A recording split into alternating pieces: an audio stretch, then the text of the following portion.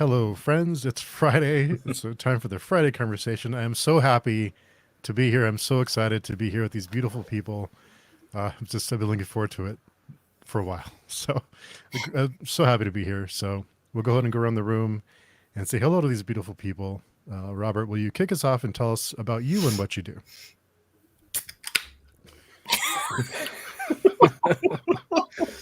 Hi, I'm Robert Ottone, and I have a book out called The Vile Thing We Created. This is what it looks like. It's got a cool cover, I think. But that just came out this week. And I write things, and I drink wine in a can. Nice. Awesome. Nice. And Michael, will you tell us a little about you and what you do? Sure. I am. I'm Michael Tyree. I also write things and I rescue cats. And there we go. I have two collections. Oh, look at that. I have two collections of novellas and novelettes out, which I was gonna pick up and hold up, but you guys are doing that for me. So, Pottersfield Blues and The Pale Horse, and I have a new novella coming out soon called If These Bones Could Talk. I write horror, a little dark fantasy, a little bit of crime, this and that. But that's me. Nice. And Catherine? Hi, I'm Katherine Silva, Cat for short. Rob's got my books there. I also had my book ready, but you guys are you're my Vanna Whites here with, and I write stuff too. I write horror with some fantasy elements, Purgatory Woods, Soul Eating Wolves, vampires, all kinds of dark, spectacular things. I don't know if they're spectacular. They're spectacular. I like to think they're spectacular. Yeah. But I'm also very happy to be here with three of my favorite people. I'm very excited. Yes, very excited. So, Robert, what's it like? The book dropped a couple days ago. So, how's the release going? What can you tell us about it? I got a text from the publisher yesterday with the sales numbers, and he's very happy. So I can't be upset about it, right? So I'm happy with how things are going. I have no complaints. I'd love to see some more reviews from everybody on the Amazon. Would be nice. But everything is great. I'm very happy. Reception's been good. I got a 2-star review the other day, so that was interesting to see. I was like, it just came out. Think about it for a minute, and then give it 2 stars. But no, I thought that was interesting because I don't know. I'm just really happy with it. And honestly, like, I'm thinking ahead. I'm thinking down the line at this point. Like, I'm thinking like what's next. I'm very happy with this book, and I'm going to be, going to a bunch of different places and supporting it and doing all that stuff in the coming months. Hello to our 2 folks who just joined us. Nice to meet you guys. Hello. But yeah, like, I'm just excited to, meet some people at different conventions and talk about the book with different crowds and stuff. So I'm happy. Nice. So I owe my 2 wonderful co-hosts a huge apology because the other day I was texting in the group chat like, I'm so excited about Friday, I can't wait, and then I forgot to text the link. So I'm so sorry. That's my fault. No worries. It's okay. We've all done that to each other at least once at this point. So no worries. Glad to be here. Yeah. I'm happy to be here. So Taylor and PL, will you give us a quick introduction? Sure. So my name is Taylor. My booktube channel is Made Between the Pages, which you can see below. And I'm a co-host for Page Chewing. So you'll often see me beside Steve and PL doing different Page Chewing episodes, whether it's Friday Conversations or the other version that we have. And I read lots of sci-fi. Not sci-fi, sorry. A lot of fantasy, dabble in sci-fi and horror. So happy to be here. Nice. What about you, Pio? I'm a writer and a blogger and also a Page Queen co-host, as Taylor has noted. You can find me mostly on Taylor and Steve's channel, and soon my own eventually. So yeah, I'm just happy to be here. Honored to meet these awesome guests, and looking forward to a great chat. All right. Yes. And our friend M is in the chat, Dark Violet Dreams. She had wonderful things to say about the Violet thing we created. So just wanna She point that did. out. She did. That got me a little emotional. She was like, I want to give it all the stars in the sky. Yeah, Emily's the best. Yeah. There's a lot of cool Definitely. people here in this 6-window situation, but also in the chat. It's fabulous. Look at this. This is wonderful. Yes, lots of great people. The chat's always awesome on Friday Conversations. Especially PL asking for the week. I'm so sorry. No worries. Calling you out on Maine. I was worried you might not be checking your Twitter, so I was like, oh, I better. Yeah, that's probably a good call. Yeah. So also, Catherine, you have the Wild Fall coming. Yes. How is I that do. process going for you? It's going well.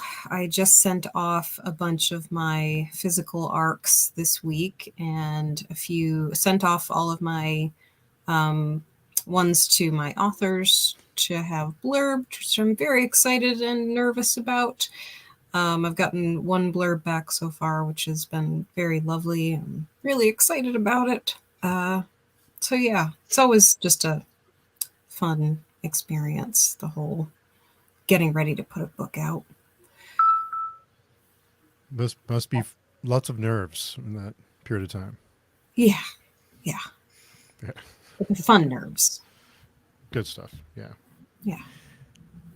And Michael, what I loved the chat we had at AuthorCon, but what can you tell us about your books and the universe, kind of that it's in, like the loose universe?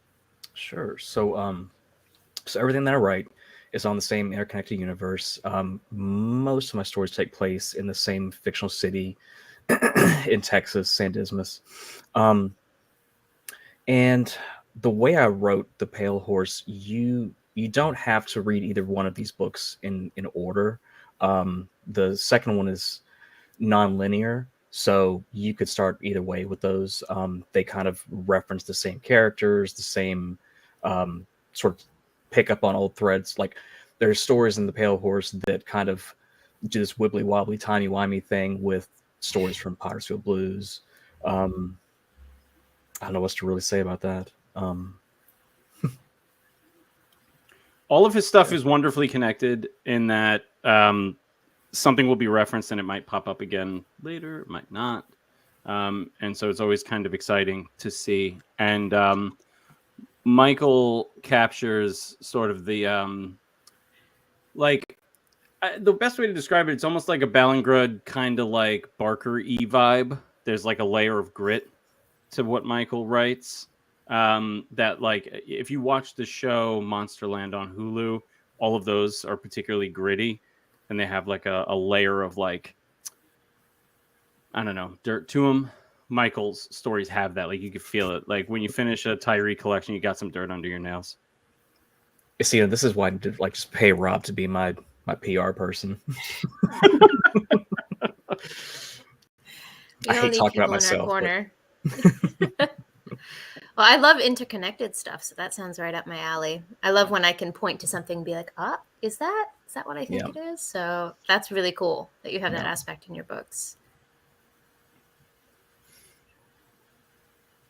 I think like when you Steve, you're on mute.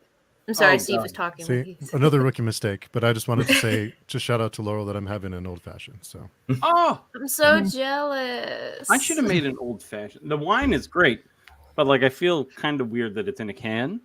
But like our winery sent this as like the extra treat for us in our delivery this quarter. So I was like, I have to drink it. So I was gonna bring it down to PL. What's up? What's wrong? You're muted. You're on mute too. You're on mute too, PL. What's going on with the host today? I don't know what's up. I just said, Robert, you're still cool, even though you have wine in the can. So cheers to you. Nice. What are you drinking? Yo, what's that? Wine. Yeah, wine. Oh, I have glasses like that. Yeah. It's called Don't Poke the Bear. Ooh. Where's that from? I'm so jealous. It's Canadian. From Canada. Oh, are you Canadian? Yeah. Oh, cool. All right. I'll have to try and get my hands on some of that. That's why he's so nice. Most of the Canadians that I've met have all been super, super sweet and super, super nice. Yeah. So that tracks. I know it's a stereotype, but for me too, it has played out. There's Nikki Arcane, the Dark Between Pages, Yeah. right? You guys know her. She's like the sweetest person. It's crazy, but yeah, she's super nice. But yeah, I don't know. I had to get rid of this can. It's literally so like there's our wine section, right? And we don't have that many bottles because I drink them all. But we have like 2 left over from our most recent delivery. We get like a shipment of 4 every quarter, which I'm like, we're gonna go through this in a week. And this was included, so I was like, all right. I was gonna bring it to AuthorCon, but it didn't make it. I forgot. I was just gonna walk around AuthorCon drinking a can of wine. I'm there for those vibes, honestly. If you don't know, I live in Japan, and here you can drink in public with no issue. So when I go back to the States, I'm like, why are y'all so strict about this? Like everyone has to hide. Everyone knows it's alcohol, but you have to hide that it's alcohol. It's like a communal, we're all lying about this. But in Japan, they're just like, whatever. Like, That's awesome. don't be What time is belligerent. it there? It's 9:12 a.m. Good now. God. Yeah. Yeah, I'm always either up late or up early for whatever we're doing. But today was a little bit later, so thanks to whoever changed the time, I got a little bit more sleep before this Friday conversations. Whoever changed the time, I owe you one. Right. And our friend Christina, hey, I was supposed to be your PR person, Tyree. There you go. Todd says they pay me in double and triple Cosmos in order to... yeah, that's fine. I still don't know how you did it, Steve, at Author. I really have no idea how you got them to make me a triple Cosmo. I asked. It was a double. Interesting. I asked, and the woman was like, well, here you go. And I'm like, do you see me? Like, I'm gigantic. How could you... Like, this isn't going to do anything to me. But yeah. So Catherine's shaking her I head. love making cocktails, and I have never made a triple Cosmo in my life. I guess people don't usually request them to be that strong. Well, I like to... My alcohol consumption, I wanted to be able to put down like a baby elephant. Like, that's how I like to drink. So, Tracks. I bet you like Long Island iced teas, do you? Of course. Yeah. I'm from Long Island, so yeah. Perfect. I'm usually an old-fashioned guy, but Steve talked me out of the old-fashions at the place we were at. He was like, they're not very good. So I was like, all right, let's do Cosmos. And then that was the end of that. And then Kiesling and C.W. Breyer walked me back to my room. Lovingly. They tucked me into bed lovingly after I screamed at Mike. It was good. Sounds like a good night. Pretty good. Yeah, it was a double, but I'm not sure. I don't know. I asked nicely, maybe. I don't know what it was, but I didn't ask nicely, Steve. maybe that's what it was. Yeah, maybe. I don't It's know. your voice, Steve. It's your voice. Yes.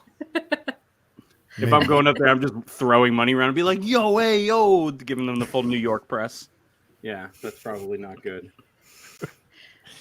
Well, some people, not just what people say, but their voice does make a difference. Like if Morgan Freeman told me to jump off a bridge, I'd do it. It's something about his voice. It's just so quality. So we just a very quick story about Kat.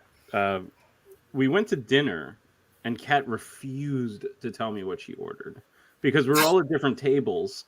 And I went by their table. I was like, "What did you order, Catherine?" She was like, "None of your business." And I was like, "Jeez!" And I just walked away. Still don't know either. I have no idea what was consumed that night. I know what everybody else had. I don't remember, but you're the only one who didn't tell me. And I'm a woman of mystery. I love it. It's fantastic. You see, like this is why Kat's the best because she just like puts me in my place routinely. Somebody has to. Thank God. Can confirm. Yeah. Well, we had a big group and we all got split up, and we were trying to convince Michael to come over with us, like to our little table. We're like, Michael, just come over here, and he was too nice to ditch the big crowd. Yeah, so. and every time I did go over there, like Rob would come and be like, "What the fuck are you doing? Get back to the table." I was like, you come back. I was like doing this like he's a puppy. I'm like, come on. Good times. That was the first time I ever enjoyed barbecue food. It was the first time. I'm not a barbecue food person, but I enjoyed that a lot.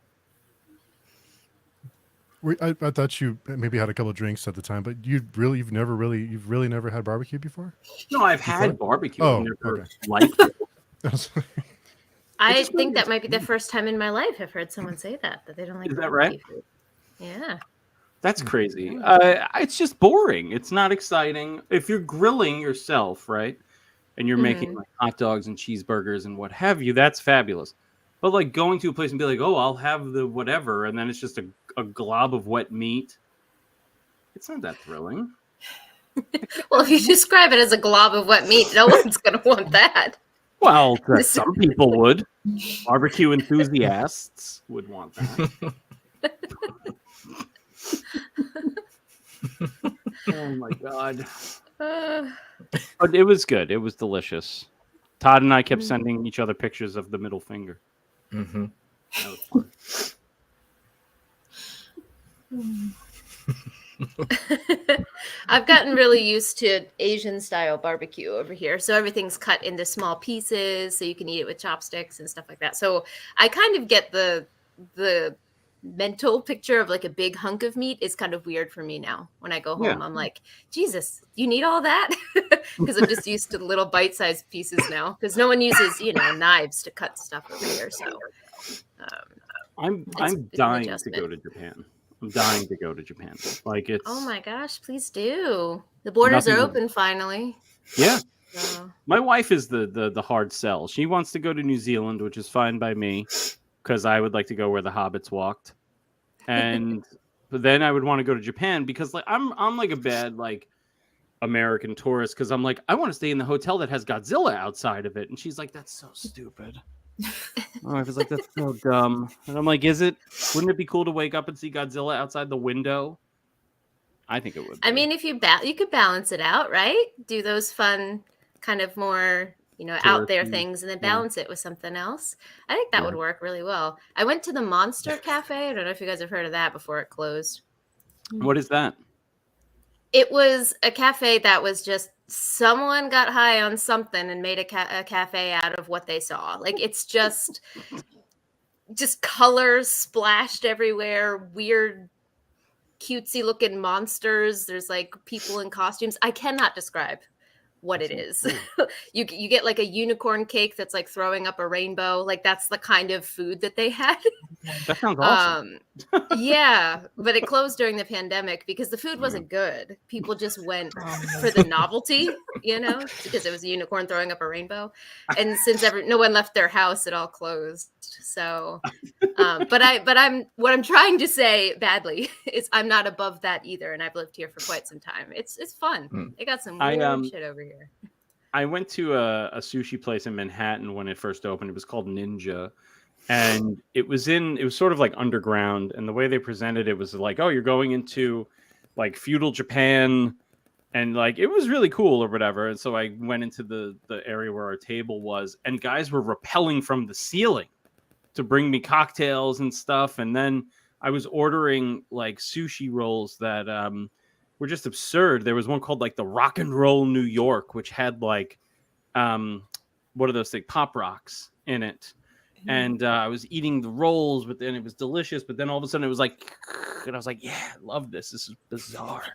And then they came out, they like used traditional weaponry to cut things. And one guy threw a throwing star. It was really cool. But it was super touristy and like kind of cheesy. And the food wasn't great. So. It's usually not at places like that. But I mean, if you have people repelling from the ceiling, it's kind of the food is an afterthought, right? I mean, yeah, exactly. Yeah. I was more frightened than anything else. I was like, what? Because it's like it was just like an abyss above us, and I was just like, they're gonna come down again. And the person I was with was like, "Pay attention," and I was like, "Oh." So I was on the lookout, head on a swivel. This is gonna sound like a really weird segue, but I promise there's a point to it. But I know you three are into horror mostly. Am I correct? I write Yeah, romance. okay. I don't know about these two. Well, there was once so Japan is famous for horror, right? And they actually like to, I'm surprised how young that genre goes. So there was once a kid's book that actually scared the living shit out of me, where like the kid is like hearing stuff in an old house. They're like, who's that? Is someone there? Kind of thing. And it's like all suspense. And then on the last page, like in old Japanese houses, it's kind of like what you described as like an abyss up there.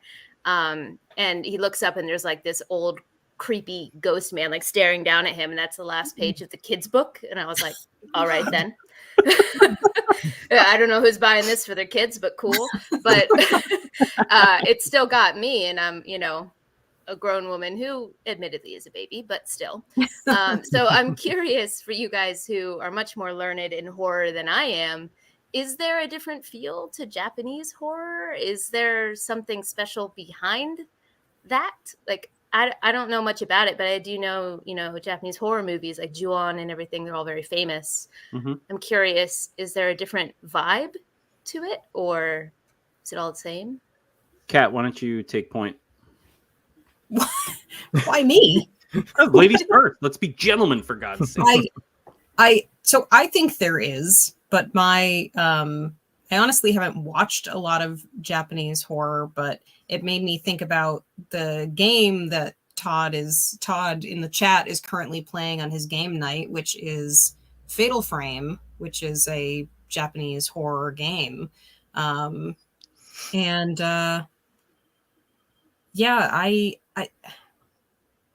definitely does have its own feel. I think, I don't know, there's a lot of it that I can't watch because I think it's too scary. Like I will not watch The Grudge or The Ring, any of that, because it's too scary. Amen. And we can be babies together. Like, yes. Absolutely not. Yeah. But other than that, I don't think I have any particular pearls of wisdom to throw down on Japanese horror in particular. So Mike, why don't you throw some knowledge out? So I also don't know a lot about Japanese horror, but I've seen a few Japanese horror movies. I have some Japanese novels on my TBR pile that I haven't gotten to yet.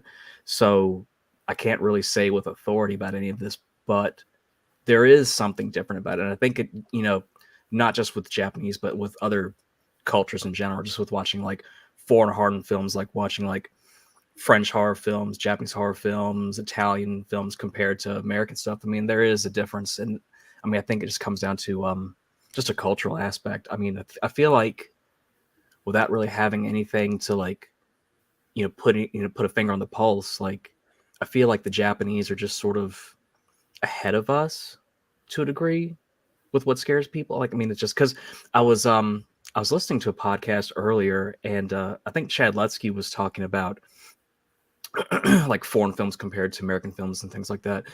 And I'm losing my train of thought here. They're ahead of us. So, yeah. So they're ahead of us, and so like when the Americans remade The Ring and The Grudge and things like that, when we initially saw those in like the early thousands, mid thousands, whatever, scared the fuck out of everybody. I mean, like Catherine said, it still scares the bejesus out of me. But at that point, to the Japanese, that was just whatever. Like that was an old story for them. That wasn't news. So I don't know. I mean, I feel like they're just sort of ahead of the curve on some of those things. I think because, Americans, right? Like we grew up with a totally different culture. Japanese horror seems so out there to us. Like what, the going back to like the traditional folklore of Japanese horror, the the ghosts are typically represented with, like Sadako from The Ring, the long black hair. It's all there. It's all in traditional historical Japanese folklore and everything. But it's all, seeing those kinds of things put in a modern setting, right? So like something like The Ring, even better. And Todd mentioned it, Pulse or Cairo from 2001, 2002, maybe. There was no more prescient horror than that. It's just about the idea of like technology dividing us. And Kiyoshi Kurosawa called it, because that's literally what's happened. Is technology literally put a wedge between all of us. And he was saying that was going to happen 22 years ago, and totally called it. But it's also, I'm trying to remember the traditional name for Japanese ghosts or spirits. I don't remember what the name is. Say again? Yokai. That's it. Yeah. Mm-hmm. And I had an entire book all about this stuff, and it talked about how a lot of it has to do with the loss of honor, whereas a lot of American folklore as it relates to ghosts has to deal with revenge or a loss of something. It's not about honor for us. It's about like, I was murdered, I'm going to get you. Whereas in Japan, it's like, no, I was dishonored in some way and my spirit can't rest until my honor is returned in some capacity, which is in a lot of ways what, and one of my all-time favorite haunted house movies is House or Houseu. The whole reason the aunt or whatever becomes a witch or becomes a ghost in that is because she loses her husband or loses her fiance, and it kills her. It literally breaks her heart and kills her. And, to her, that's a loss of honor. So the house then itself becomes something that feeds on people. And it's just really interesting. Like their approach is very traditional, but putting it in that modern setting is what makes it so foreign to us. So like The Ring is a good example, or actually The Grudge is a better example, because it literally takes yokai, a traditional thing, and presents it. And we're like, oh my God, girl with long, scary black hair. That's crazy. And to the Japanese, it's like, no shit. That's what we've been reading about our whole life. Like, whatever. Well, what I think is really interesting is when I found out The Grudge originally in Japan, it's called Ju-on, and it's a little boy. Yep. It's not a grown woman. And so when they adapted it for the States, they changed the ghost to a woman, a grown woman that haunts people. So I thought that was a really interesting choice. I don't know why. Maybe, I don't know. I guess a lot of horror movies do seem to have older women. Probably because of The Ring came before.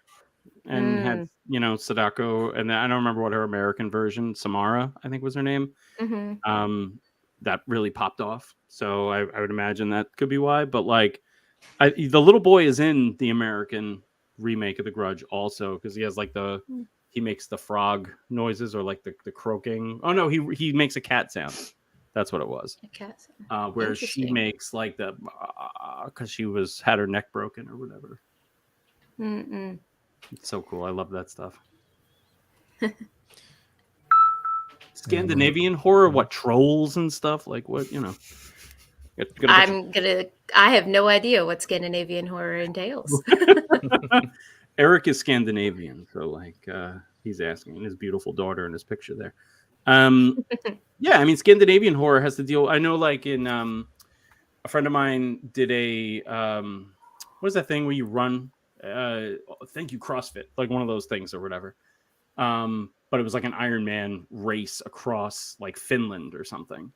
And there was a point where they came to a giant rock, and some of the guys were like trying to move it, and a bunch of the locals were like, no, don't touch that, don't try to move it, because all these like big tough Americans were like, oh, we're gonna move this. But apparently it's like very bad luck to try to move a rock that's in place in like a Scandinavian country, because it has ties to folklore and stuff like that. But I always thought that was interesting.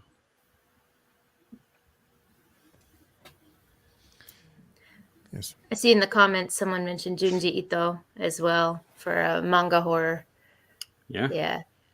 That's an example of horror that just, it doesn't give you answers, which is something that Japanese literature does all the time. But I think that's interesting because out of the genres I've read that are Western based, horror seems to do that the most, where there's just no answer. There's kind of a very similar thread, I think, there. It feels more honest in that way because, like, how often do we ever get like perfect answers in real life? You know, Junji Ito is the modern Lovecraft. I think probably as close to a modern Lovecraft as we'll have, only without the racism, which is nice. We take what we can get. Yeah.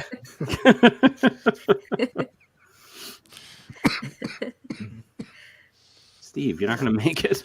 Jeez, I'm sorry. And Michael's the one recovering, and I'm over here coughing more than he is. Ask Catherine a question. She's drinking Pinot Gris. You're drinking wine from a can. It's true. I'm just, I like Pinot Gris. I'm just saying. I just wanted them to ask you a question while you were drinking so you'd flub. Yeah. You didn't even say what kind of wine you're drinking. You just said you're drinking wine from a can. Oh, it's a Cielo. It's like kind of their proprietary sort of table red. It's not this, it's nothing special, but it's good. Yeah. And I have a question from Eric. What are you all writing for 2022? Great question. Mike, you want to take that? Did you say 22? 2022. I'm Are we sorry. going back in time, Jeez. baby? 24. Jeez, I don't know where my mind is today. I'm so sorry. 24. I'm just going to be quiet now. Just carry on. No. Mike, what are you working on for 2024? Sure. It's hard to say because up to this point I've been self-published, and I have some things in the works that I'm shopping around, so I don't know per se what's coming out in 2024. I have that novella that I mentioned earlier, If These Bones Could Talk, and that's one of those things that it started off as a very short novella, then it turned into a long novella, and I'm still kind of going back and forth with my editor with it. And it may wind up being somewhere in that no man's land of just like a short novel. I have that, and then I'm still working on another project that I'm trying to shop around. I think I talked to you, Rob, about it before. It's called Witness Marks, and that's one that, I mean, if anything, that'll probably be out in 2024. That's my wibbly wobbly timey wimey cult story told over 3 generations. What about you, Kat? I don't have anything concrete, but I am going to finish up my it's not really a haunted house story. It's a haunted objects story, but it's how do we say the word? Epistolary? Is that Epistolary? Yeah. Yeah. So it is told through like audio logs and journal entries and video recordings. So I have to finish that. And then I have, I really want to write a short story collection, but I am, that's an afterthought. So when I get to it. Nice. I have a couple things cooking. I have 2 things with Weird House Press. I don't know specifically when they're going to come out. I imagine at least one of them will probably be out by the end of this year. So I think the other one will be out in 2024. Mike actually has one of those that I'm awaiting a blurb for. And the other one I'm writing right now, it's a middle grade horror story. So I'm really excited about that. And then after that, maybe in 2024, I will have a book with Cemetery Gates called There's Something Sinister in Centerfield, which is another middle grade plus horror book. And I'm working on something with Mr. Hansen in the chat that could be out in 2024 as well. That may or may not have cowboys and various other spooky things in there. We shall see. Nice. You wouldn't have put cowboys under spooky. I would. They probably smell bad. So that's pretty spooky. And I'm going to get that blurb to you as soon as possible, Rob. I swear. Thanks, buddy. Everyone calling each other out on Maine tonight. Yeah. Just for things they haven't done yet. I just there's a lot of but it's all in good fun. But for all the authors in the room, I wonder what is it like to write a blurb. But when someone asks you, "Will you write a blurb for me?" Is I would imagine it's pressure because you want to deliver something good for them, but what is that like? I just handed one to an author today on something that I'm really excited for her to see published. But it's for me, it's never like pressure. It's just the time, finding the time to read the thing, and giving them something pithy or whatever.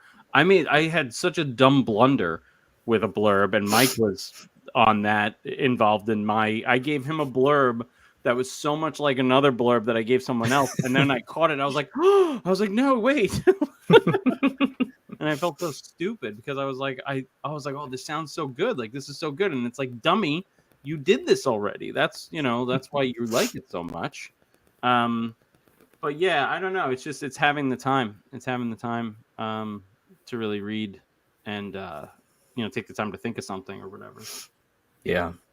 I think that's what it comes down to is just, like my toxic trait is that I make all these promises to people, and then I don't realize at the time that I don't have the time to keep said promises.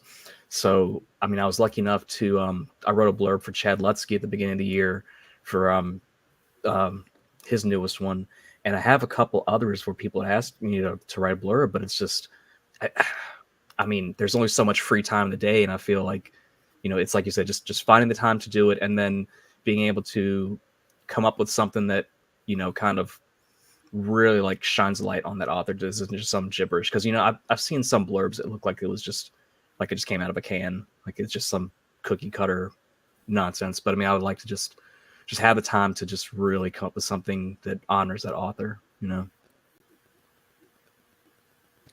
I got a blurb for something one time, and it didn't really say anything. It just kind of like told what happened in the book. And I gave it to my publisher, and they were like, "We can't use this. Like, this is no good." And I was like, "Oh, It's a summary. Sorry. Yeah, Instead of basically, blurb. it was like Robert Ottone tells the story of blah blah blah blah blah blah, and it goes on for like 3 paragraphs, and I'm like, "That's not how this works." But I gave it to them anyway, and it was like, sorry. I'm curious to hear from PL as well, because you recently have released your 3rd book, right? And you've got some big names blurbing that one. So I'm curious, like, what were those lifted from overall reviews, or did everyone write a blurb kind of individually for that? Oh, okay. Yeah, it's coming out shortly. Lord and King, my 3rd book. Yeah. So normally what I do is I kind of, me, I'm this crazy serial planner. So I have people I'd love to blurb on my books. Taylor and Steve might be amongst some of those people for future. That I kind of plan out each book in advance, and I want 4 people that I respect their opinion to hopefully read my book and provide a review. And from that review, I ask them if I can take a blurb to put on the cover, 1 quote on the front cover and 3 in the back. So I approached some people that I for this particular book. Like I said, I approach 4 people every book. Hopefully they all say yes. I've been lucky so far. None of them said no. And so I got for this book, there was Jenny Wirtz, who's definitely, I think an iconic author. She's a fabulous person. I consider her a friend. She's wonderful. They're all friends, all the authors that I was fortunate enough to get them to endorse. Eve Kogu, she's a Latvian writer, award-winning writer. She's another friend, great person. And then Tim Hardy and Holly Tinsley, they're SBFBO 7 finalists, and they're good friends of mine. Holly's written the Vanguard Chronicles with Men of Ash and Shadow and The Hand of Casamone, and Tim Hardy does The Brotherhood of the Eagle. He also just released a really amazing book, part of his new Samurai Tales. It's called The Quiet Vengeance. Really good. Check it out. So what I do is I plan in advance as to who I would like to hopefully provide quotes for my books. And the blurbs that I've done for people, I'm always extremely humble when someone asks me to blurb their book. For example, I blurbed Tim's book, the one I mentioned, The Quiet Vengeance, on the back, and a couple other books I've blurred in the past for authors that, like I said, it's a huge honor, right? It's a big privilege when someone asks you to do that. So yeah, but that's it's a special feeling when someone says yes, and it's also really special when someone asks you. So. I had something funny happen with because I have a collection coming out in October, and I got a couple blurbs myself from some wonderful people, and I was talking to the editor, and she was like, "Oh, can you think of some more people that you would want?" So I went and I looked at the publisher's website, and I was like, this person, this person, this person, this person, this person, and the editor was like, "Oh, I'm friendly with all of them. I'll ask." And I was like, "Oh, thank God! Like I don't have to do it." So that was kind of nice to not have to worry about that. So hopefully some of them will say yes. If they don't, no big deal. The ones that I have, I'm very, very happy with. Nice. What about you, Kat? How do you approach that? Well, I self-publish with my small press, so I ask people when I need blurbs, which is also very terrifying.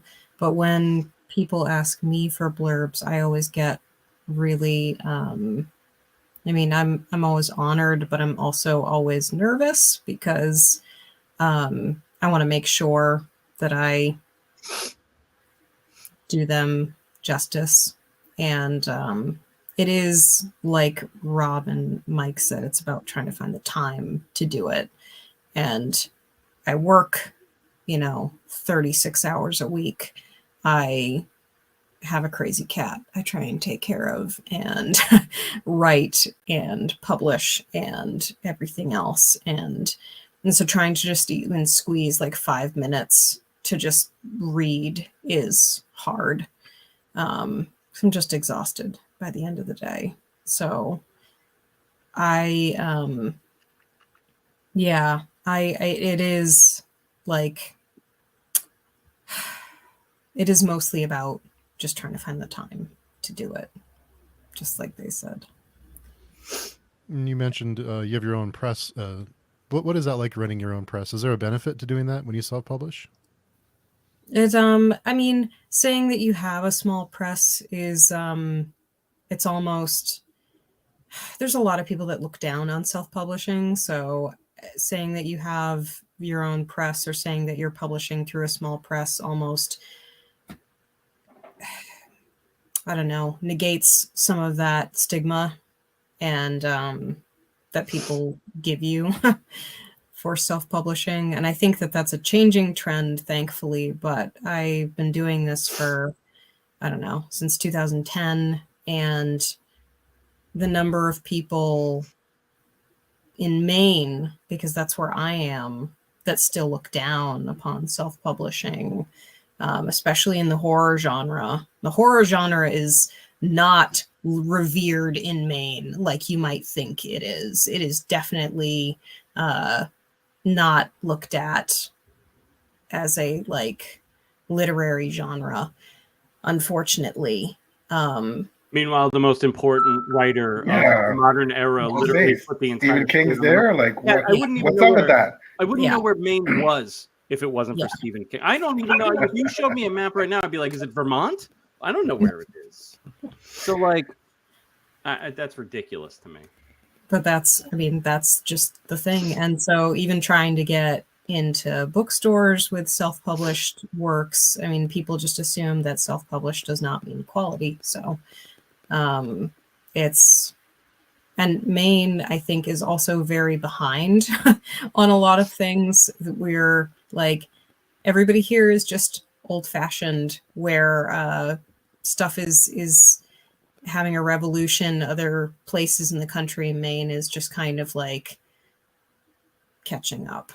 So wow. Yeah. You guys just got friends, for example. That's like a thing. Yeah. We just discovered Facebook. That's great. Yeah. So it's weird. So that, we look down on self-publishing, and it's like, well, Adam Neville literally self-publishes, and he's got Netflix deals and clearly is doing something right. It's just so weird. That's such a weird attitude to have.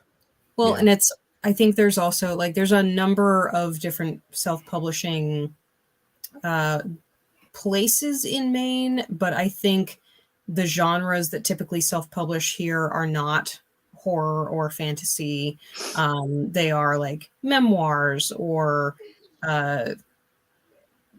it's like poetry, crime. Those are the biggest genres in Maine right now. Ugh. And there's just so many of them. And the people who are trying to do something with horror or fantasy are just kind of like so spaced out, because Maine is a big state. There's not, I don't know, there's just not much of a, we're not really making waves with the literary, the people who have put themselves kind of at the top of the literary tower here. Unfortunately, again, it's something that I've been trying to push for years and years and years, and it's just hard. It's really frustrating. So, like with Spooky House Press, I started that as a way to have something behind my own self-published stuff. And then I started publishing other people, and that's kind of all I wanted to do with it now. So, like, I don't know, maybe it's a tough call. That's weird that it's like not looked at so fondly there. Bizarre. Well, so I'm noticing there is another Maine author in the chat, who I have not met. But he also is saying that he concurs with Maine's stigma against indie authors. It's just, yeah, there is, I don't know. There is just something, and it's really hard to push through it. But we do have, I do think that we're getting there. It's just taking longer than necessary to get there. I think one of the biggest authors this year that had a horror collection come out, which is Night of the Living Res by Morgan Talty, is a Maine author and has definitely been noticed and recognized. So we're getting there. It's just Taking time. It's just taking time. So, Kat, I guess just a question. So, is it how does this manifest? Like, you go to like a con in Maine, say, and you're an indie author, and you feel like you're not getting, they don't find you as credible as, say, an author that's traditionally published. Like, how does this play out? So it's not, we do, the only cons we have in Maine are like, we don't actually have many conventions in Maine. And the two that we have are run by this one group that does like a Bangor Comic Con in the May and then a Portland Comic Con. And those people are very open, very receptive to indie publishers and horror publishers. Horror is definitely a thing there. It is the literary, the book community in Maine, because there are, there is a joke, which is that if you throw a rock in Maine, you hit a writer, because there's so many writers in Maine. And everybody is, I guess, trying to one up each other. It feels like a very competitive place to be. And that's just from my experiences of it. It feels like a very competitive place to be. It feels like everybody is trying to just one up each other. And I don't like that. Mm-hmm. It's, when I go to when I have gone to some of the literary events in Maine, it just feels like horror and speculative fiction, which is how they identify it. It's not horror, it's not sci-fi, it's not fantasy, it's speculative fiction, is just kind of not seen as a worthy genre. I think one of the worst things that that has happened is like people don't know, we have an awards ceremony that happens in Maine every year, and not a lot of people know that there is a speculative fiction category that you can nominate your own books for. So nobody nominates their stuff. And every year there's like one person nominated or two people nominated. And the organization feels like they can't share the names of those nominees because there's no one really showing up for them.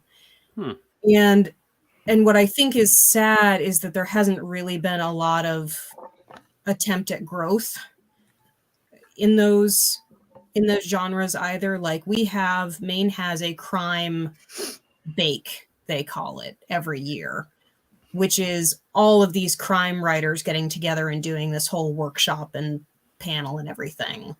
So crime fiction is loved and pushed and celebrated, but speculative fiction is not.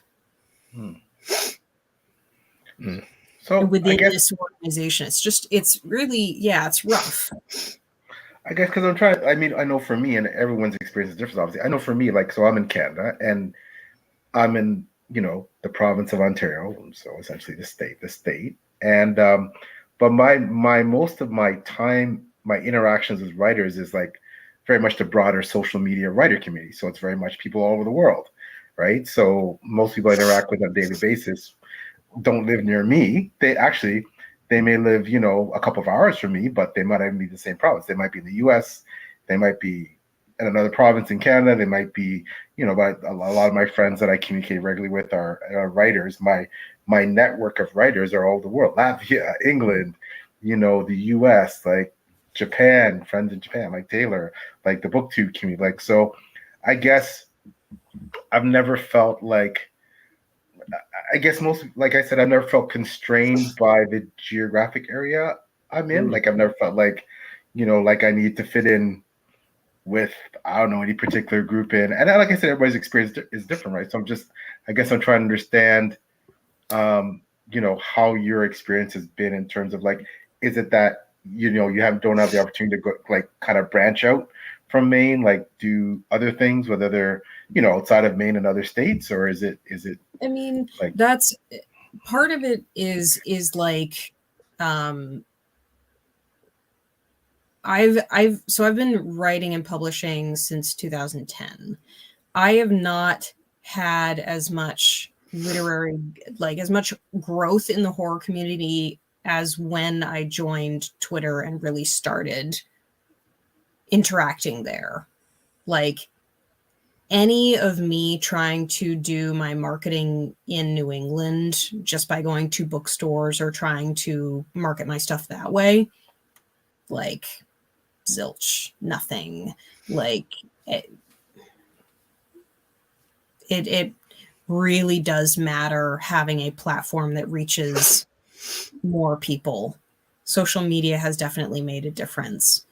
A lot of bookstores, I'm fortunate to have my books in some very good bookstores in Maine, but a lot of them won't carry horror. A lot of reviewers for newspapers will not read horror or self-published books. So here, because specifically I'm on Long Island, and the horror accepting community here sucks. I imagine it's largely like Maine, probably very comparable. I'm kind of surprised to hear that about Maine. So I'm just like, yeah, I can relate. But like, nobody looks at the genre as worthy here. It's very hard to get into bookstores. So like when you find somebody who's like willing to put your stuff on the shelf, it's exciting. But like the head of the Horror Writers Association for the whole state of New York, he literally lives in the same town as me. So it's like we're both Long Island guys. There's a lot of cool writers here. Like, show love, support, whatever, and it just doesn't happen. Now, New York City, different story. Like Jack Ketchum was a New York City guy, and just totally different vibe there. You throw a rock, you could probably hit a horror writer, but like it's just totally different. But Long Island, nothing. And it's like similar to Cat. It's like impossible, almost impossible to get into like an indie bookstore here. We don't even, honestly, like we don't really have them. We don't have them here. Like we have one just opened in the town next to the town I grew up in. I'm actually going there Sunday because they want to do a reading, which is cool. But like they just opened, you know, so it's like crazy. But it's just weird. Horror is like always like I got my MFA program, right? Did my MFA in children's literature. When they found out I was writing a horror book, they like a young adult horror book, they were like, oh no, you can't write. No, you shouldn't do that. Call it dystopian, blah blah blah. And I was like, okay, like whatever you want. Which it is, like it is a dystopian thing, but it's cosmic horror, like through and through. They were not happy about horror, and they were trying to push me more into like the fantasy area. Meanwhile, like 6 of my friends from the program, they were all writing YA fantasy, and it's like, let me do something different, please. And now I'm nominated for the Stoker for it. Like, me no. It's just very weird. Congratulations. That's Yeah. huge. Congrats. Yeah, that's what I was going to say. Congrats. Thank Well, you. something I think a lot of you guys are touching on is the difference between like on the ground book culture versus online book culture. And that's something that I often have to remind myself that exists, right? So because where I live, as we've established, no one else lives here. So I'm not meeting up with people. I'm not chatting with people about books in person. Of course, when I lived in the States, I was able to go to physical bookstores and all of those things. But it's been a long time since I've been able to do that. So I'm so invested in the online version of this world that I forget how much the real world, I guess, for lack of a better word, how different that is. So for me, I don't know if you could tell from Michelle's behind me, I like fantasy, but through being friends with Steve and a lot of other people in the self-pub community, what kind of got me to dabble in horror a little bit is the genre mixing. Mhm. So an example of that, I actually happen to have it with me, is I just got the physical arc for the 3rd book in the Gunmetal Gods series. And this is Middle Eastern fantasy with cosmic horror. And then with every installment in the book, the cosmic horror takes over more and it becomes less fantasy. Nice. So, and Zamil Akhtar is the author, and he said that's what he wanted to do, is he really wanted to lean more into it. So I'm interested, like online, and I guess my point is I'm not the only person who reads fantasy who has liked this book and therefore has realized other things they might enjoy in horror or other genres. So I'm now much more open to cosmic horror, because for me, I just thought I was a baby. I was like, ghosts don't work for me, so I'm not going to touch that genre. But there's so much more in it, right? And I think books like this really help. But you will not find this book in a physical bookstore. You will not be able to walk into a Barnes & Noble and find this. Right. But it is extremely popular online. So, Catherine, you brought up Twitter. If you look up for, self-pub horror, fantasy horror recommendation lists, Zamil Akhtar is going to come up for sure and be recommended a lot. So I think there's just a big difference between those two worlds, I'm noticing. Mhm. So I don't really know how to bridge that gap, but it seems like the gap is pretty wide. Yeah. Well, to your point I'm sorry, Kat, to your point regarding like community online and stuff like that, I think that's why we're so open with sharing like opportunities with each other, because we know how difficult those opportunities can be to get, right? So like I've been lucky to have like authors extend opportunities to me. So like I want to extend them to other people all the time. Like that's just kind of my vibe. And I think, because someone like Kat in Maine or me on Long Island, traveling and going to different events and networking with other authors and stuff, and like putting a face to a Twitter handle helps, and like Steve, when we were at AuthorCon, like my whole thing was like, well, let's get you some more people for the show kind of thing. Like when we were all hanging out, so like, I don't know. I think that stuff's fun, but also like, how can we create those opportunities more for each other? You know, like that's a huge part of it. Definitely. And the check's in the mail, Rob. Yeah, I think, yeah, and you know what? I've been to now starting to go to more and more physical events because, of course, COVID shut down a lot of those physical events. That's the other thing, right? So, so having been to, a con now and having been to a couple of book conventions and book signings at physical, I'm lucky I have, there's a major bookstore in Canada's Chapters Indigo, and my books they're regionally in my like regional kind of geographic area, and then there's a couple smaller bookstores that I've been lucky enough to my more private owned bookstores. I've got my book in there, but then of course my book is on Ingram Network, Amazon, and my indie publisher, kind of like Vanity Press, Friesen Press. But I mean, most of I think I've probably sold way more books just because of social media, right? And I think that, and I really value the interactions and the friendships I've built up with like social media. And yeah, I think my dream is always to meet up with some of my closest friends that I've made, like Rob was saying, like, I can't wait to meet Stephen Taylor one day, right? That's a dream of a lifetime, right? So, like I'm planning to go to a WorldCon in Glasgow, and all my UK friends, we're gonna, hopefully gonna hook up, with all of them, right? So that's, but we can do that now because the world is smaller. You can, if you have the resources, you can hop on a plane and, there's a horror convention somewhere. I want to go meet up with you guys. I just, I drive down, right? I can drive down. I can rent the car and just drive down. So, but I think it's important to keep both of those things going. I think for us authors, because I think we're very, it's funny, we talk about this all the time. While writing is the writing itself is a solitary activity, the rest of it isn't, and we need each other. We need that community. We really need to be able to feed off each other and draw strength from each other and lean on each other. And I think if you definitely have the opportunity to, you forge all these great relationships. Yeah, if you can, hopefully you try and meet them in person, because I'm old and old fashioned, and I still think it's, being able to meet someone, face to face it's just something really special, just really increase that bond. So yeah, but I think we need both. We need that global online presence, people we're never going to meet that live on the other side of the world, but you're like this, and then you also need that closer connection with people that you could drive to and stuff. We had, when we were at AuthorCon, a guy from the UK came, and it was a guy who had done 3 covers for my small press. So when I saw him, I gave him like the biggest hug. I couldn't believe it. I was like, "Wow, how are you here? Like, this is Virginia." It was crazy. Or West Virginia. Where was it? Virginia? Was it regular Virginia? Thank you. I don't even, it all looks the same. So it was like crazy, but it was really nice to, be able to put like a voice and, like a face to his Twitter, and it was just really cool.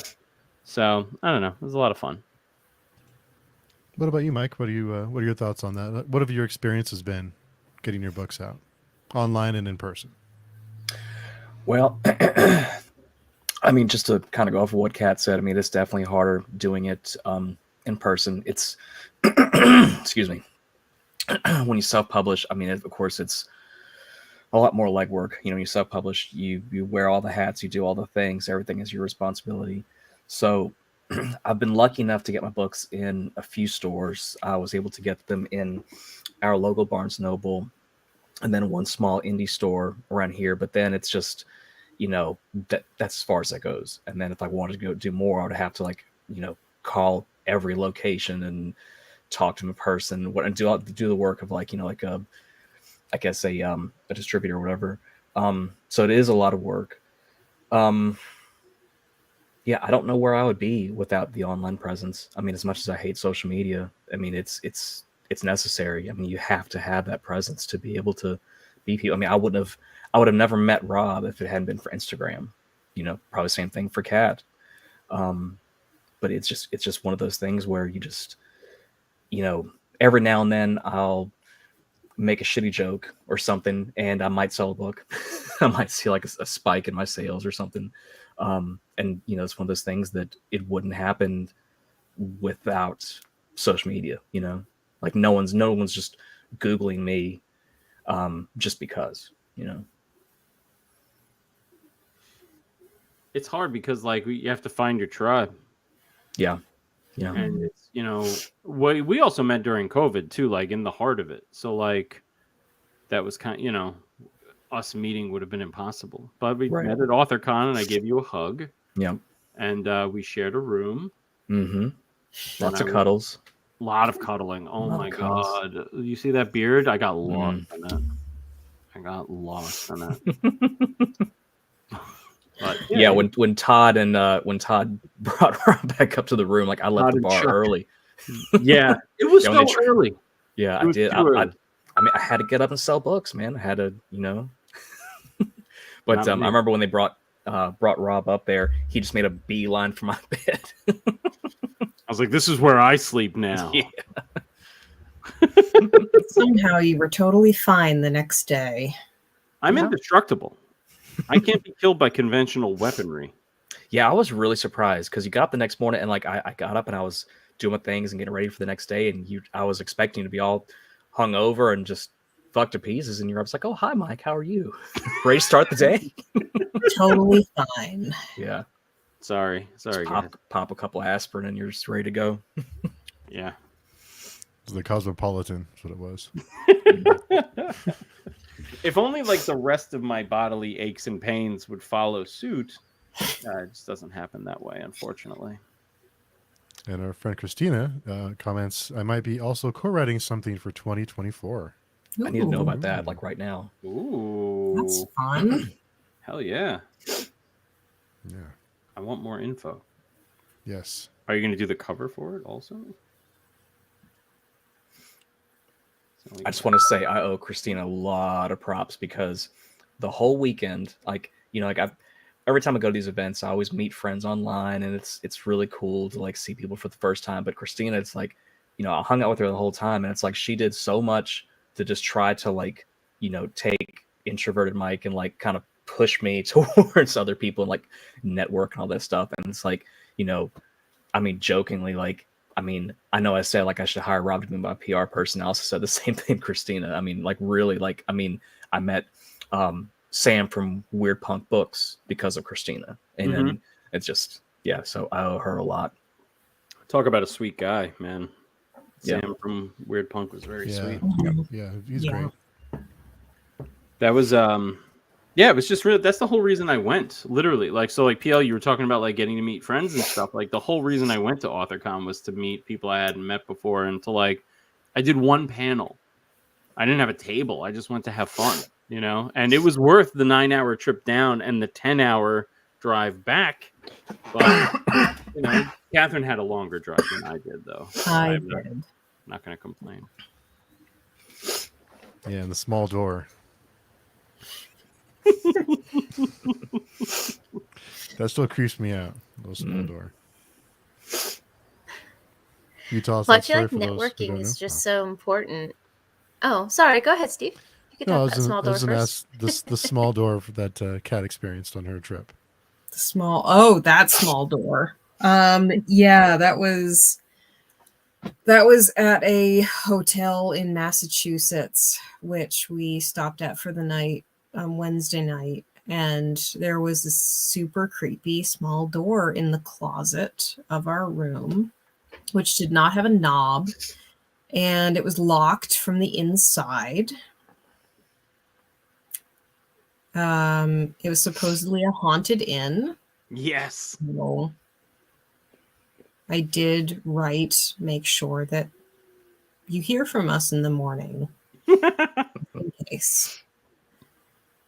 That's awesome. That should be the name of your collection. There's Small two Door. ways that could go. You could go the Narnia route, you know, or you could go like the Coraline route. You know, there's two ways to think about a tiny door in a closet.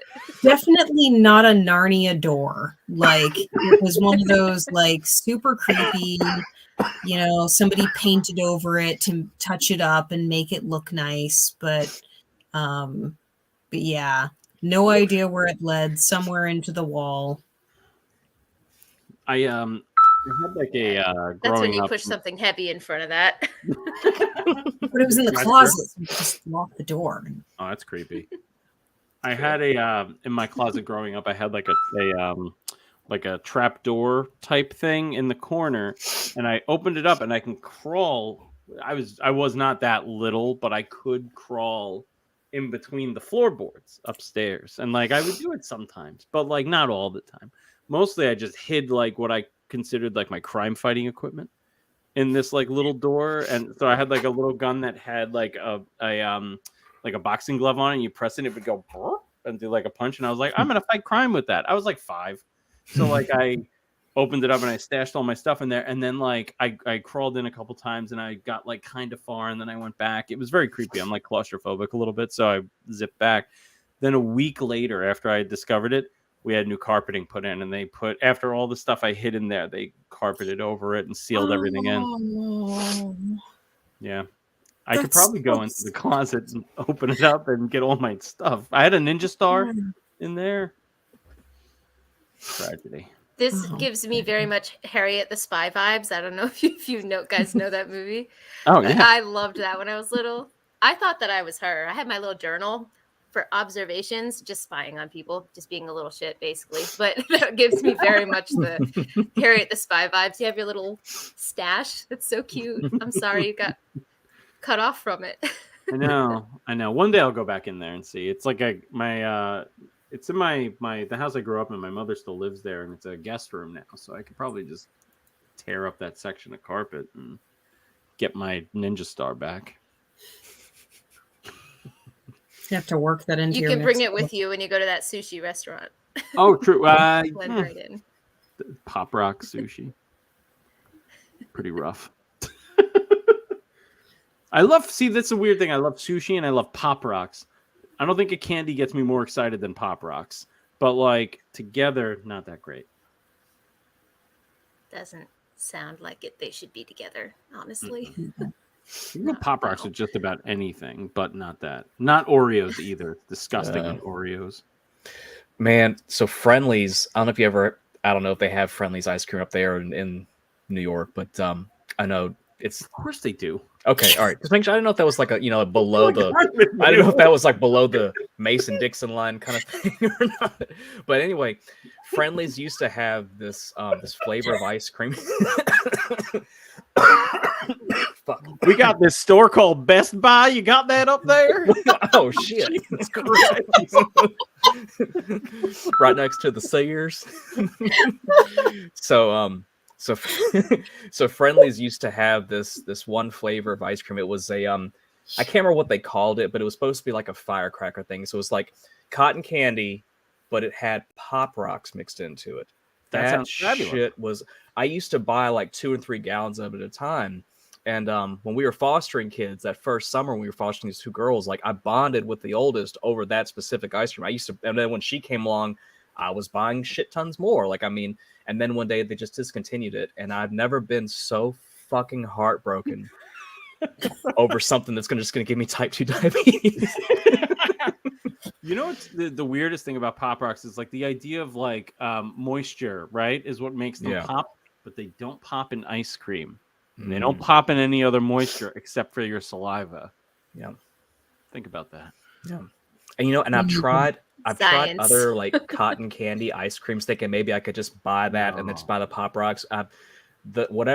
However Friendly's did it, it's just nothing compares. So I think sorry. I was just going to say I think you need to write a mixture of like a Pop Rocks horror book, Rob, that mixes in with that wet lump of meat from the barbecue. I'd rather have Pop Rocks than barbecue food. I said it. Pop Rocks doesn't last long in this house. If anybody makes the mistake of giving me Pop Rocks, that shit goes. And my wife was like, how about you have like normal food? And I'm just like, what?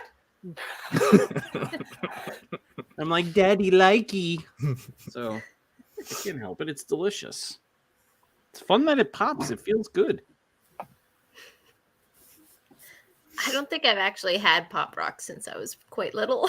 what? What are you doing? You live in Japan, the land of fabulous creativity when it comes to snacks and treats. I watch YouTube. Yeah. They have Pop Rocks there. Pop Rock barbecue They have sauce. Pop that sounds Rock good. esque things. Yeah, Sure. they do.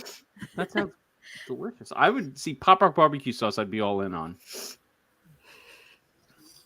Barbecue sounds sauce terrible. that pops. I don't know about that. Catherine Yeah. has a cat. Catherine has a cat. Sweetness is sweetness. Pet alert. Yes.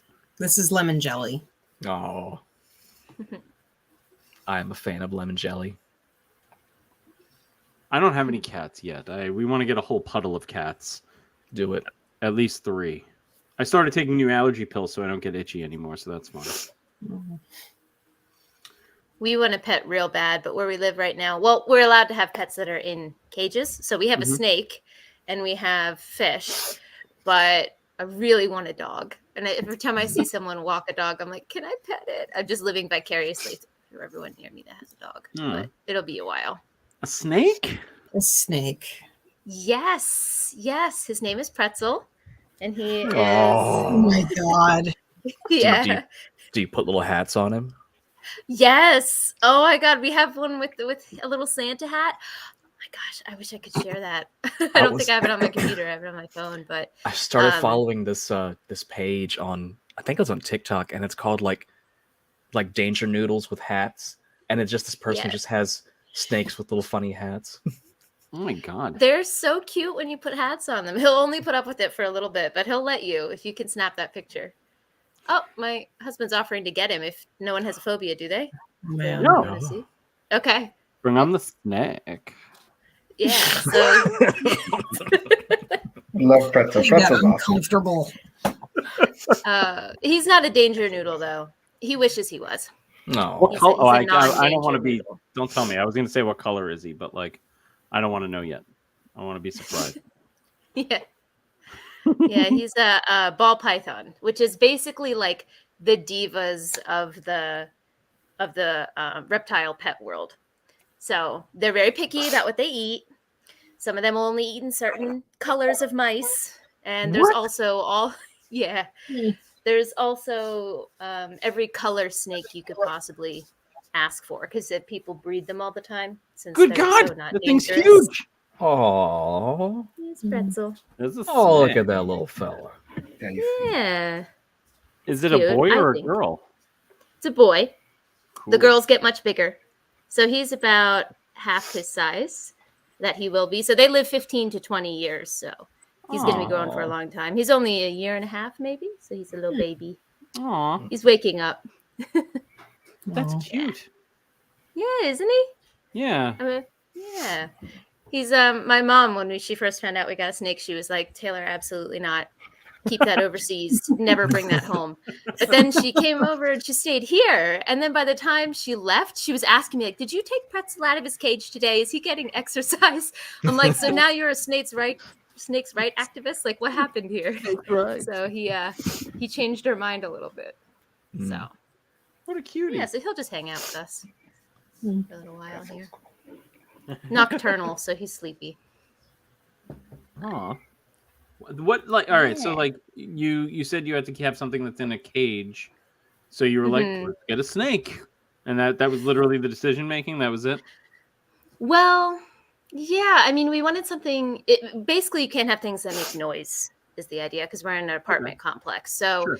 snakes don't make noise, and ball pythons are cute, as you see. So both my husband and I thought they were cute, and we found a reptile store. We're like, let's just look.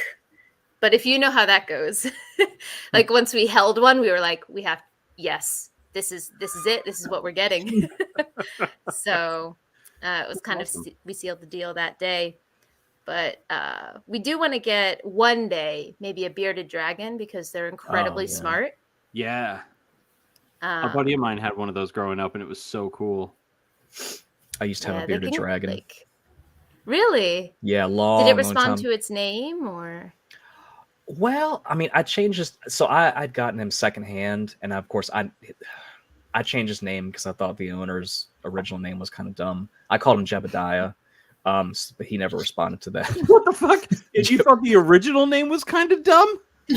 yes, What was the Rob. original name? I can't even remember, but anyway, I called him Jebediah. But he was really cool lizard. I had him. in my first apartment. And but he had a lot of health issues anyway, and so he didn't. I think he lived for maybe like a year or so after I had him. I mean, yeah. But you gave him a good home. Yeah, I did. Jebediah. Jesus Christ. It's an awesome I just like the way they run. They're so cute. Yeah. There's also that harness you can put on where it gives him little wings. So he's like a little dragon. I'm sure they hate it, but I think that's adorable too on Instagram. I had a cat when I was younger, and I put a bumblebee costume on him, and I put like the things on its head, and it just sat in the middle of the hallway and went like this. And just fell over sideways because it lost all sense of balance. And I was like, I'm so sorry, baby. And I took the thing off its head, and then it ran around. And I was like, all right, it's back to normal. Yeah. Bearded dragon named Bob. That's a cool name. That's as Yeah. cool as Jebediah. That's for Look, sure. I'm just one of those individuals that I like to give pets people names. I'm not for naming something, you know. I mean, nothing Pretzel. against, peanut butter jelly. but, Hey, it's lemon jelly, not lemon peanut butter jelly. Sorry, Catherine. Sorry, I've got COVID brain right now. No, but I'm all for giving pets people names. I just feel like it's more dignifying, I've got our names for cats picked out, and they're all French. So I'm with you. But that Jebediah is a lot. That's a bridge too far for me. Lemon jelly's a good name for a cat.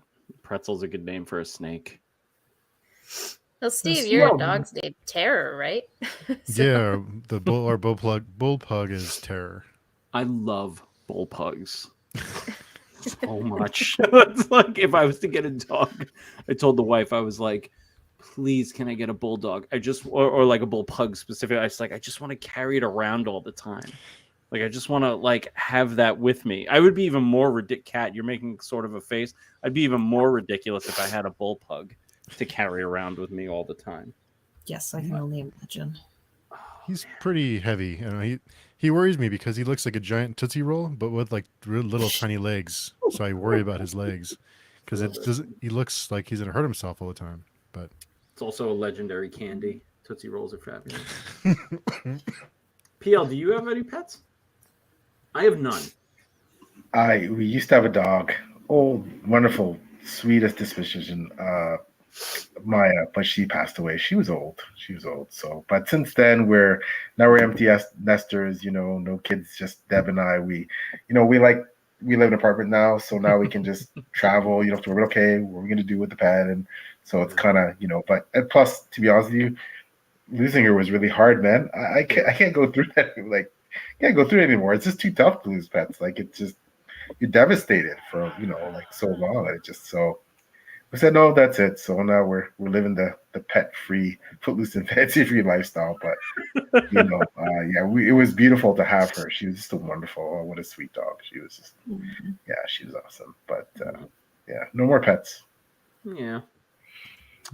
We don't have any because the house we're in is a little on the small side. My wife's a baker, so we introducing cats into a small house while she's doing all of her I'm not even kidding. There's literally 350 cookies downstairs right now in various stages of decorating, and having cats running around on top of that would make life hell. So it would be very difficult, but in the future. Yeesh. And M comments, little Jeb, I like it. Don't listen to them, Mike. Mythos, Jebediah is too far, but Lemon Jelly isn't. Okay. Don't make the rules, Mythos managed. Okay? I don't make the rules. I do. But little Jeb. It's not too bad. Little Jeb is cute. Yeah. That is cute.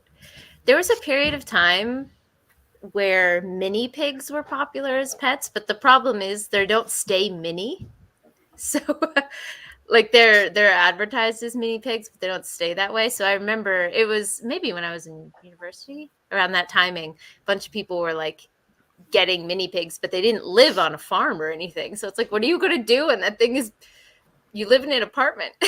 That thing's going to get big, Can I tell you a I have no mini pig idea how that story? worked out, how that turned out, but I bet you a bunch of sanctuaries suddenly got a bunch of pigs donated. I have a terrible mini pig story to share if I Oh could. no. So I Terrible. was a senior in high school, and my friend Frazier had a mini pig, and he came in one day, and we were in English class together, and I sat in the front, and he sat next to me, and we were talking about how it was cheeseburger day, and he looked like kind of depressed. I was like, "What's wrong?" He's like, my pig choked to death last night on a grape." And I don't know what happened, but I just lost it. I laughed so hard. And it's terrible because he was my friend. He's also dead now, but I laughed so hard. God, Rob. Shit happens. Jesus. So one day we all will be. By the way, this is episode 69. Hey, so I nice, hashtag nice. So like he choked the cat choked, or the mini pig choked to death on a grape because they can't chew them. The way their mouths work, they can't chew up the grape. And I lost it, and I felt so bad. He didn't talk to me for like the rest of the day, but then we went out that night. It was fun. I'm sorry. I'm not a terrible person. I couldn't help it that like that just tickled me in that moment.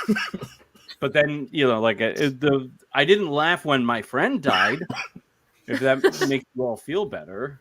It happened when we were in Well, college. I mean, I have to give you a little bit of credit because if my friend just came out and said that, that would be the last thing I expected to hear. Right. Thank you. That's all I'm saying. I Not don't know why just you that did. they passed away, but via grape would probably also make you How do chuckle. you choke so. on a grape? If it's frozen, I might understand. But yeah, it died. The end. Poor Met those thing. comments. Friend had a mini pig. A year later, it was so big, it tried to eat people.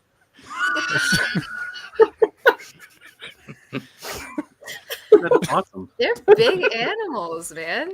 You know, Yeah. it's like getting a Great Dane puppy and not realizing how big it's gonna get. You know, It's one of And those they things. smell, right? Like, wouldn't they smell really bad? I don't know. Actually, I heard they're very, very clean. Pigs are. Actually, All right. I feel like that's meme if they don't have material, to right? roll in the mud to protect from the sun, they're pretty clean.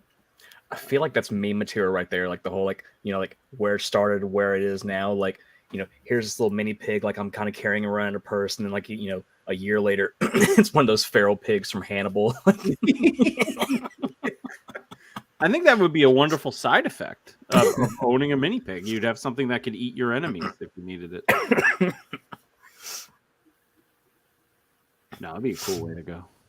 No, it wouldn't. I don't I can know. think of a No, lot. I of feel like places I'd rather- everybody's like, Rob, you're such a monster for laughing at your friend's pet choking to death. Whatever. A book that I recently felt really seen by was actually Small Miracles. It's a Spiffbo finalist book. It's a cozy, it is kind of a cozy fantasy. It's basically if Good Omens and The Good Place had a baby, it would be that book, is the way that I talk about it. And there's a section in the book, though, where the author talks about chihuahuas and how they're just like the embodiment of rage in a very, very, very funny way. And I was like, yes, because I'm sorry if someone watching has a chihuahua, but that's not a dog. That's just a bottle of rage that hates the world. Okay. And they shake. It's a shaking bottle of rage. And I felt very seen by that book. I was like, it's not just me. It's that way. I've never met a chihuahua I liked. Mm. Ever. Not a single time in my life. Every time I've seen one, it's just, I wish something bigger would come and eat it. Because it's just the worst dog. My aunt has one. That thing sucks. Get a cool dog. Get like a mid-sized fun dog at the very least, That's my 2 cents when it comes to dogs. Get a bull pug. That's cute and fun. Yeah, he is pretty cute. Yeah. He is cute. Or get a black cat like Mike's got. Yeah. Or 3. Yeah, God, I can't wait. I just want to be awash in a sea of cats. Oh man, I have I'll have to show you some pictures later. Of course, like the cats, they were like comforting me while I was quarantining in the bedroom. And this one right here, he's my little snuggle buddy. This one, I don't know what his deal is, but like when I was working third shift a while back, and I would come home at like 6 or 7 in the morning, he would, my wife said that he was always pacing around all night just waiting for me. And when I'd come home, he does this thing where like I'll get in the bed and he'll face me and then wrap his arms around my neck and like hold me like a fucking teddy bear. Aw. That's so cute. Yeah. Don't feed him a grape.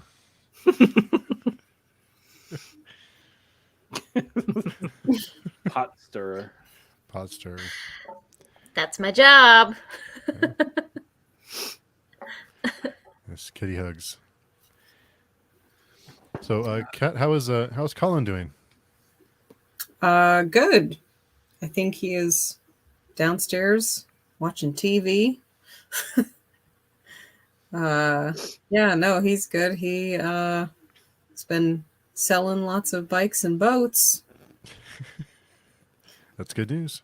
Yes. He did a pretty good job selling books too at the con. Yeah. No, he's very adaptive. He can sell anything basically.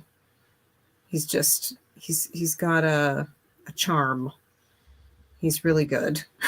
He chased me down when I left my credit card at your table. Yes, he did. That was cool of him. Yes. I was going to keep it, but Fine. It's fine. I felt like an idiot when he came running up to me and handed it to me. I was like, "Oh, thanks."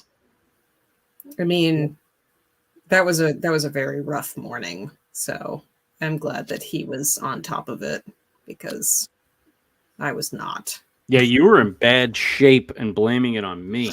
Yes. That's life. It's your fault. Really, like, honestly, I think what happened is I ordered the drink before you went to bed, and then it took a while for that drink to come. Oh, they were it slow. was Yeah. The one I should not have had was the one extra drink that I should not have had. Yeah. Yeah. I wouldn't have gone to bed if they didn't make me. So You needed to go. You needed to go to bed. Yep. never. Yeah. I miss being in my early 30s when I could just go hard in the paint and not feel anything and in the moment, the good old days. I miss those days a little bit sometimes. Yeah. Early 30s here, and I already can't do that. Thank you. Yes. that's how I think about my mid 20s. I'm like, oh, I could hang then. Yeah. It doesn't get really easier in your mid 50s. I can tell you that. It does not get easier. So you have nothing to look forward to there. Great. Can't wait to get there.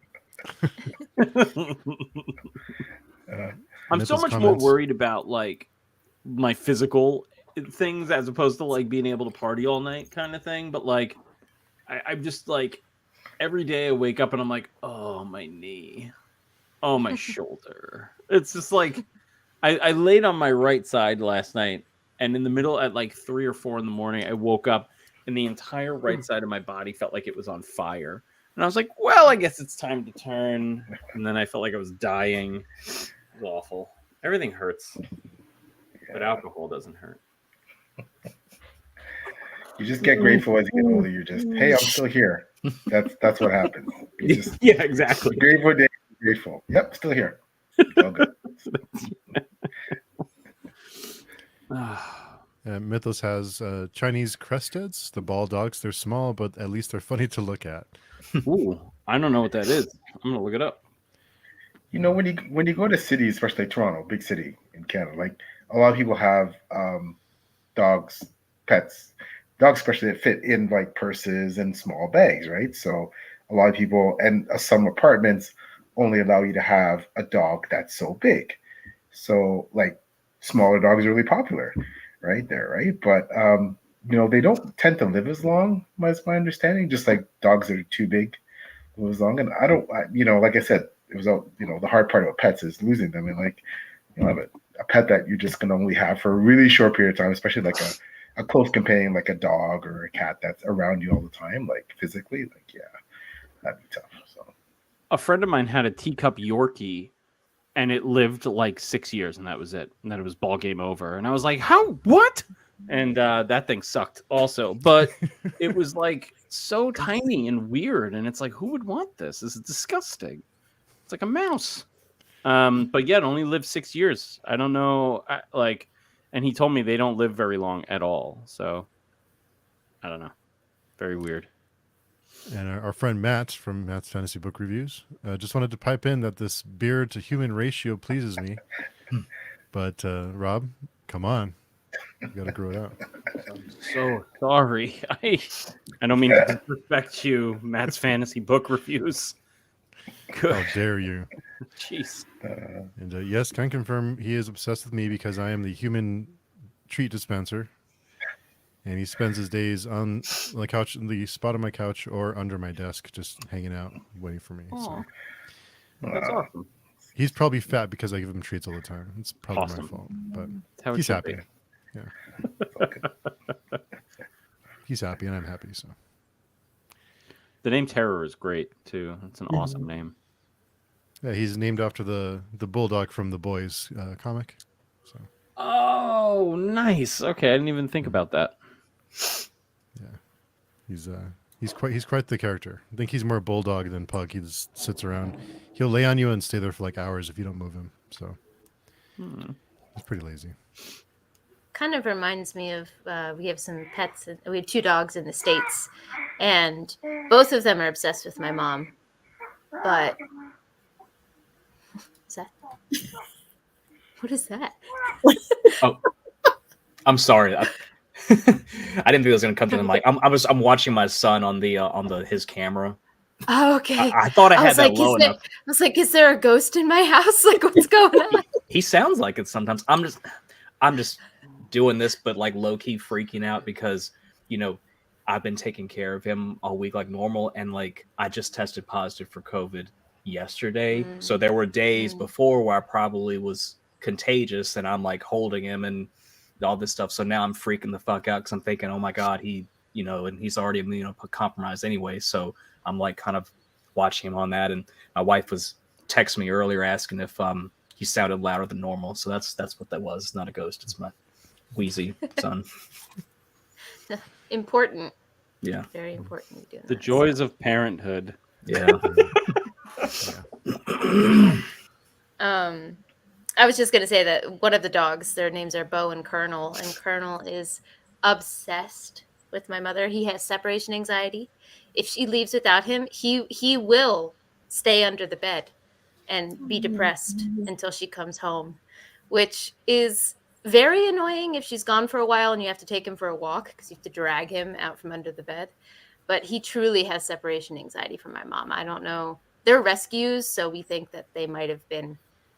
They've gone through some stuff. They're afraid of newspapers, things like that. So they were definitely hit when they were in their previous home. But yeah, they're very sensitive boys. So yeah, she's got a shadow. My wife and I got to cat sit for a friend of mine last summer.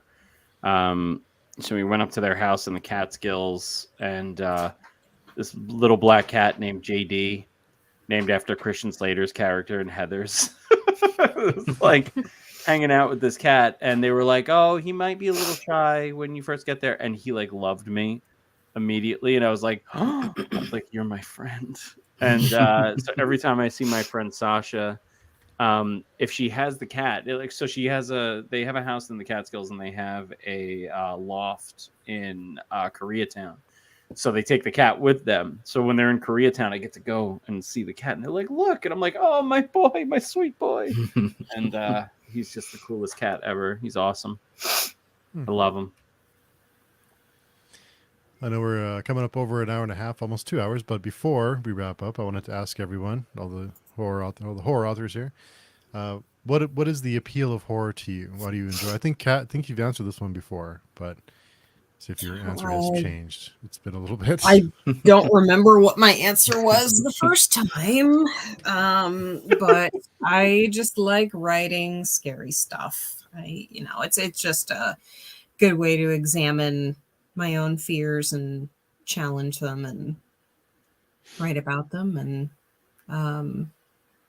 but most of all, I just love to write spooky stuff and sad stuff. I love to write sad stuff too. So Can confirm, yes. What about you, Mike? What is the appeal of horror for you? I mean, with me, it's something that's just ingrained in my DNA. My mom, just from as early on as I can remember, she raised me on like the Universal monsters, things like that. My favorite memories of Mom were going by. I can't remember what the drugstore it was back then, if it was a chain or an old mom and pop shop, but we used to go there and around Halloween and get the VHS tapes of like Dracula and Frankenstein, Creature of Black Lagoon, stuff like that, and binge those. And then as I got older, it was like Hammer horror and everything Christopher Lee, everything Vincent Price, things like that. So it's just something that's just always been just in my DNA. But I love horror because I feel like as a genre, whether it's film or literature, it's a very fluid genre. It's not like it's never stagnant. It's one of those things where it changes as we change, because fear is this. It's like a how do I put this? Like an equalizer. Yeah, I was gonna say it's almost like it's an emotional response that's very Darwinian. The things that scared us, hundreds of years ago, don't matter nowadays. If you think about like back in the in like the 1600s, if you were a white woman and you knew how to add 1 and 1, you were gonna be killed as a witch. I mean, that's just the way it was. But I remember growing up here in Jerry Falwell town, and I went to Christian daycares, and they, despite being a Christian daycare here in the Bible Belt, right around the corner from Jerry Falwell, I mean, we decorated for Halloween with little cartoon witches, with the little cartoon Draculas and things like that. So, fear, it evolves as we evolve. It's just like as our worlds change, the things that scares change. The things that scared us in the 70s and 80s, are kind of relevant now and that kind of thing. And I feel like that's just one of those, that to me is the appeal of horrors, that it's always, there's always something new, there's always something new to look forward to. I like that. I think when it comes to horror, I like being able to tell a story about something else through the lens of something scary, whether it's like a story about societal upheaval or something like that, or something about class or race or whatever. I think being able to do that through the lens of horror is more exciting than anything else. Reading a book about a family going through turmoil is interesting, but reading a book about a family going through turmoil with a ghost is a lot more interesting. Yeah, true. Brownie, love your writing, Kat. Thank you. I love your writing too, Kat. Me too. Aww, Me too. Thanks, Good stuff. What Robert said just kind of reminded me of the way people talk about fantasy. It's like you can have a family-based story, but if you throw a dragon in there, I mean, that's only positive. It's like a net positive if you throw a dragon in there.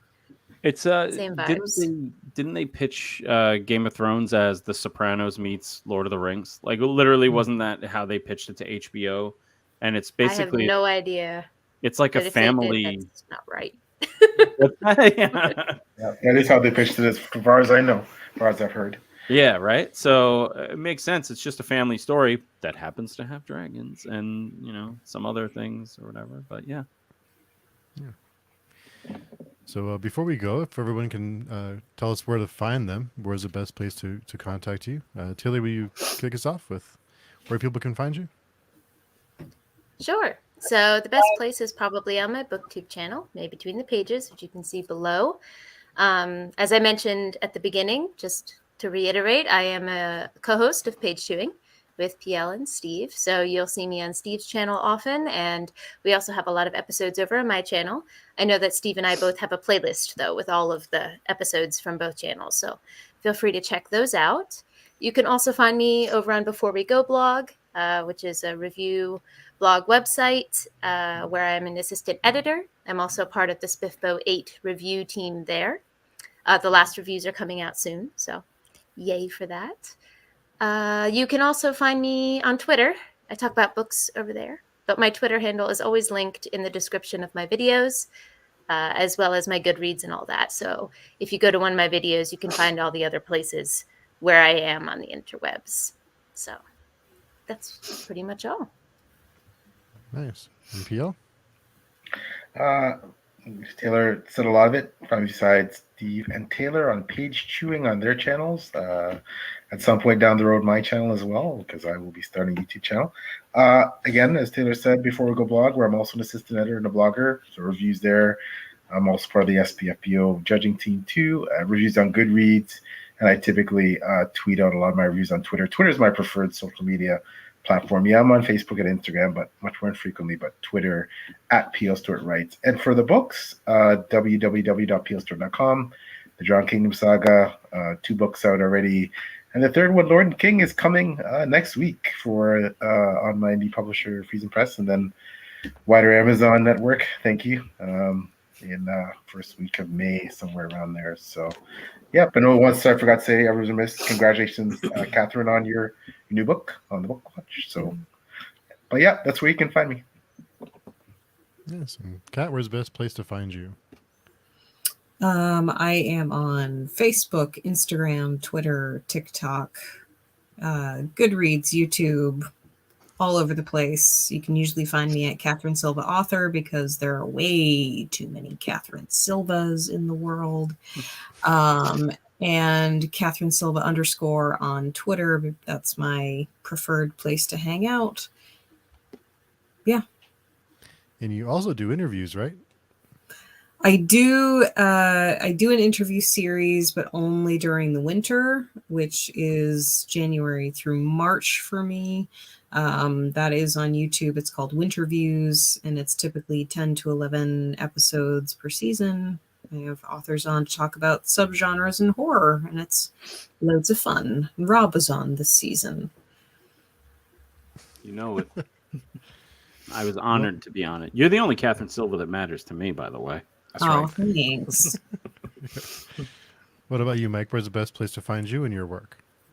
So I am on all of the social medias. I'm on Twitter, Instagram, TikTok, Goodreads, Facebook, etc. I do have a website, but it is still under construction. But you can find my stuff on you can find links to any of my books on any of those sites. I'm usually on Instagram most of the time. But yeah, that's about it for me. Yes. And you can find me on all of the aforementioned things. Twitter and Instagram are the same at Robert Ottone. I'm on TikTok. I don't know what I'm doing. I did my first stitch today. Wendy Dalrymple was sweet enough to do a video of my book. I don't know if I'm doing anything right. I had a mask on. I was at school. I don't know. But I'm at Robert_P_Ottone on the TikTok.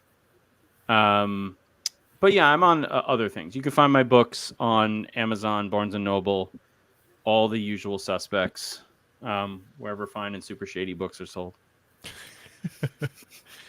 Well, I'm so thrilled to have all of you here tonight. I was so excited. So thank you all for your time. And I know everyone's busy with books to write and books to read and blurbs to write and all that other stuff. So thank you so much for taking your time to hang out. Really, really appreciate it.